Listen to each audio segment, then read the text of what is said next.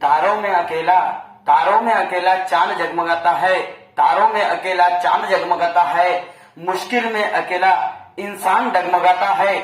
कांटों से घबराना मत दोस्तों, कांटों से घबराना मत दोस्तों, क्योंकि कांटों में ही अकेला गुलाब मुस्कुराता है। नमस्कार दोस्तों, मैं शेखर कुमार स्वागत करता हूं अपने YouTube channel technical coaching classes Harda में। आज कुछ बच्चों से मेरी बात हुई, उन्होंने मुझे बताया कि सर आपके क्वेश्चन पेपर से काफी क्वेश्चन पेपर ट्रेनिंग ऑफिसर के एग्जाम में आज आए हैं।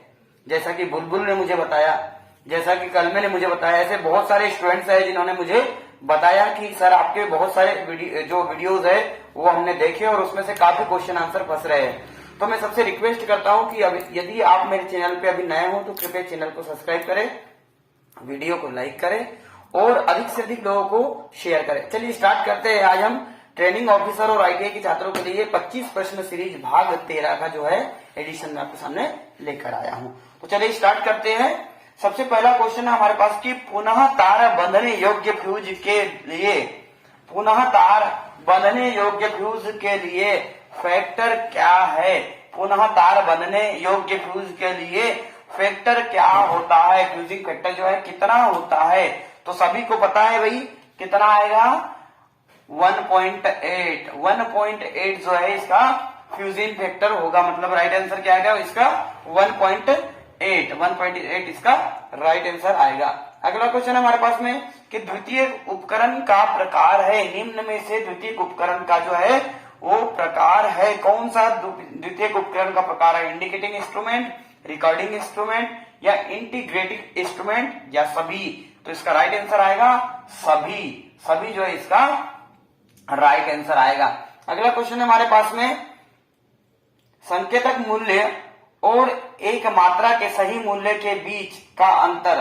संकेतित मूल्य और एक मात्रा के सही मूल्य के बीच का अंतर जो है gross error, absolutely error, dynamic error या रिलेटिव एरर जो है इसका राइट आंसर क्या आएगा? Absolute error. एब्सोल्यूट एरर जो है इसका राइट आंसर आएगा दोस्तों। अगला क्वेश्चन हमारे पास में कि गुरुत्वाकर्षण नियंत्रण प्रणाली में पॉइंटर की शून्य स्थिति पर कंट्रोलिंग टार्क कितना होता है? गुरुत्वाकर्षण नियंत्रण प्रणाली में पॉइंटर की शून्य स्थिति पर कंट्रोलिंग टार्क कितना होता है? तो कितना होता है? 0 जो है इसका राइट आंसर आएगा। 0 जो है इसका राइट आंसर है, बिल्कुल। कंट्रोलिंग टार्क कितना होगा? 0 होगा। अगला क्वेश्चन हमारे पास में कि आपके घर में विद्युत ऊर्जा मापने के लिए स्थापित, आपके घर में विद्युत ऊर्जा मापने के लिए स्थापित मापी एक उदाहरण है, मतलब आपके घर में जो आप यूज करते हैं measurement of electrical power in your home, for example explain the measured one is. इसका राइट आंसर भाई क्या आएगा? इसका राइट आंसर 9। हाँ, इसका राइट आंसर जो आएगा वो आएगा संचयक का इंटीग्रेटिंग इंस्ट्रूमेंट का। इसका राइट आंसर इंटीग्रेटेड इंस्ट्रूमेंट का। अगला है हमारे पास में कि निम्न प्रकार के उपकरण में घर्षण हानि अधिक है? डायनामोमीटर प्रकार, चल कुंडल प्रकार, मूविंग आयरन प्रकार या अशक्त संतुलन प्रकार? क्या आएगा भाई इसका राइट आंसर?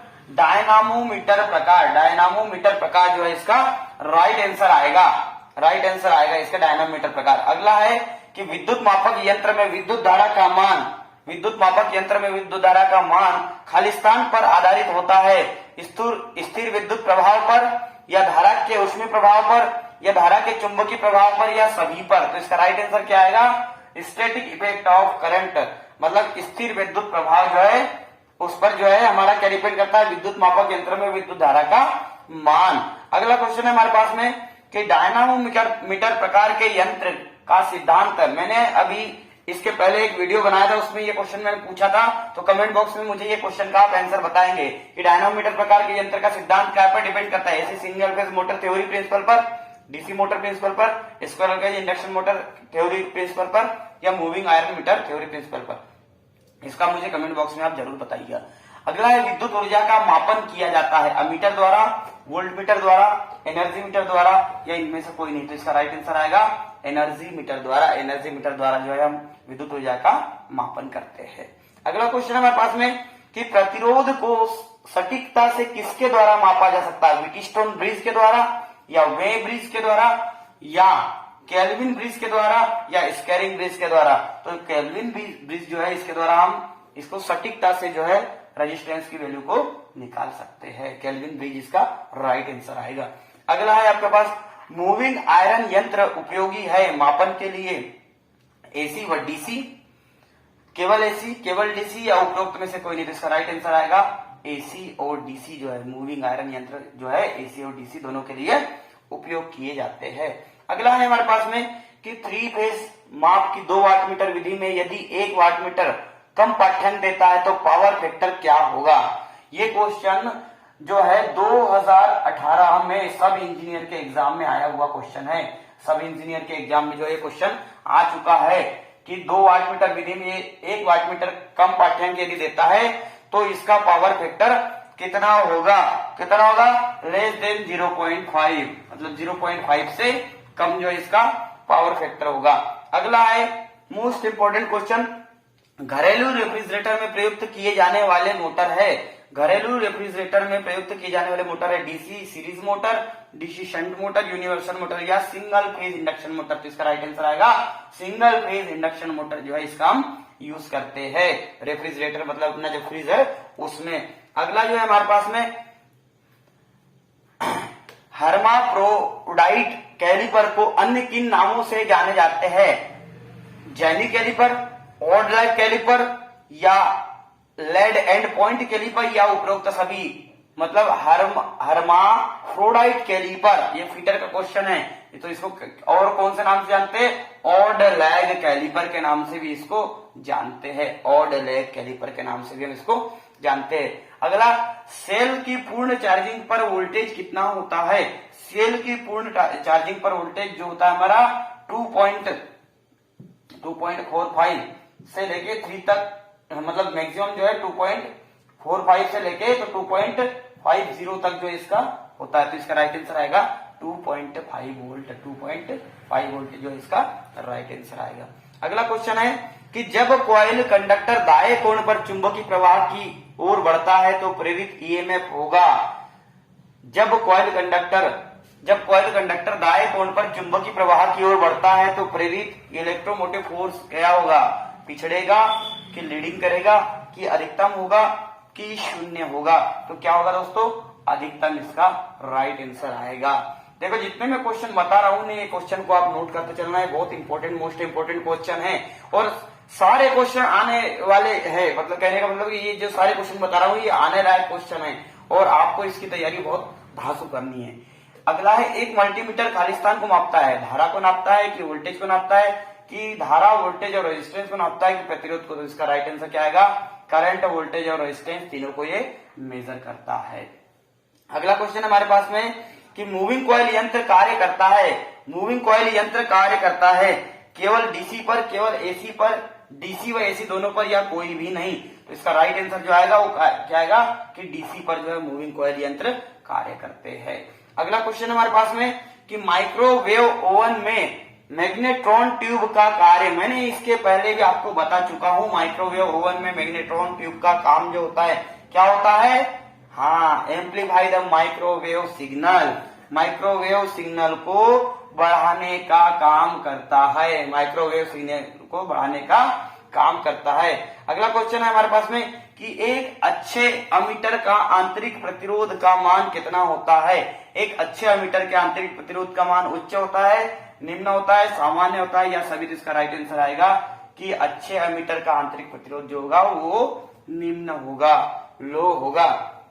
अगला क्वेश्चन है हमारे पास में ऑटो ट्रांसफार्मर का क्या नुकसान है? ऑटो ट्रांसफार्मर के जो लॉस है वो क्या है? अधिक हानि होती है, या वजन में भारी होती है, या द्वितीयक वाइंडिंग को अलग नहीं करता है, या इनमें से कोई नहीं? तो इसका राइट आंसर क्या आएगा? सेकेंडरी वाइंडिंग को अलग नहीं करता, इसका राइट आंसर आएगा दोस्तों।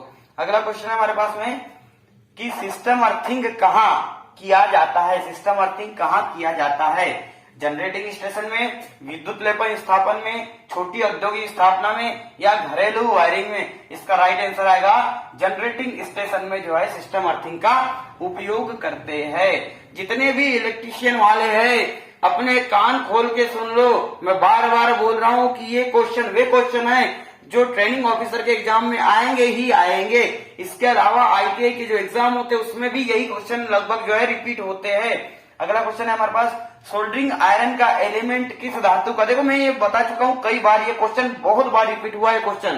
तो जो है ये क्वेश्चन मैंने आपको पहले बता चुका हूं कि सोल्डरिंग आयरन का जो एलिमेंट है क्या का बनता है? नाइक्रोम का बना होता है, नाइक्रोम का जो है बना होता है। अगला है कि नीचे जो दिए गए चित्र में कौन सा ट्रांसफार्मर दर्शाया गया है? नीचे दिए गए चित्र में कौन सा ट्रांसफार्मर दर्शाया गया है? देखो ये ट्रांसफार्मर जो दिया है ये कौन सा ट्रांसफार्मर है भाई? सभी लोग बताएंगे, बताइए सभी लोग कमेंट बॉक्स में जरूर इसके कमेंट करके मुझे आप क्वेश्चन नोट कराना कि जो दिया गया ट्रांसफार्मर है वो कौन सा ट्रांसफार्मर है। अगला ट्रांसफार्मर अगला क्वेश्चन अपने पास में कि अर्थिंग तार का आकार, अर्थिंग तार का आकार, अर्थिंग तार का आकार किसके आधार पर निर्धारित किया जाता है? सर्विस लाइन के वोल्टेज या सर्विस लाइन की वर्तमान धारा वहन क्षमता या वातावरणीय स्थितियां या इनमें से कोई नहीं? इसका राइट आंसर क्या आएगा? सर्विस लाइन की वर्तमान वहन क्षमता उस पर डिपेंड करता है, उसके आधार पर निर्धारित किया जाता है। तो इसका राइट आंसर जो आएगा वो यही आएगा। अगला क्वेश्चन हमारे पास में कि न्यूट्रल बिंदु होता है, न्यूट्रल बिंदु होता है क्या होता है? डेल्टा संयोजन में या स्टार संयोजन में या श्रेणी समांतर संयोजन में या इनमें से कोई नहीं? तो सभी को पता है कि जो न्यूट्रल पॉइंट जो हम निकालते हैं वो काय में निकालते हैं? हमारा जो स्टार कनेक्शन होता है, स्टार कनेक्शन में जो है हम न्यूट्रल पॉइंट जो है ये वाला जो पॉइंट होता है ये अपना क्या होता है? न्यूट्रल पॉइंट का काम करता है। तो इसका राइट आंसर क्या आएगा? स्टार कॉम्बिनेशन में जो है न्यूट्रल पॉइंट हमारा निकलता है। अगला क्वेश्चन है हमारे पास में कि ट्रांसफार्मर में कौन सा रिले उपयोग किया जाता है? ट्रांसफार्मर में इसका सभी को उत्तर पता है। ट्रांसफार्मर में जो है बोकोल्स रिले जो है, बोकोल्स रिले जो है इसका उपयोग किया जाता है, बोकोल्स रिले का उपयोग किया जाता है। अगला क्वेश्चन हमारे पास में कि बिजली ट्रांसफार्मर में टेप चेंजिंग का क्या उद्देश्य है? What is purpose of tap changing in power transformer? Power transformer जो है उसमें जो है हमारा टेप चेंजिंग क्या है जो है इसका क्या उद्देश्य होता है? प्राथमिक वोल्टेज को स्थिर बनाए रखने में या वितरण में वोल्टेज अनुपात बदलना या द्वितीयक वोल्टेज स्थिर बनाए रखना या अधिकतम दक्षता के लिए ट्रांसफार्मर लोड करता है? इसका राइट आंसर क्या आएगा भाई? सभी लोग बताएं।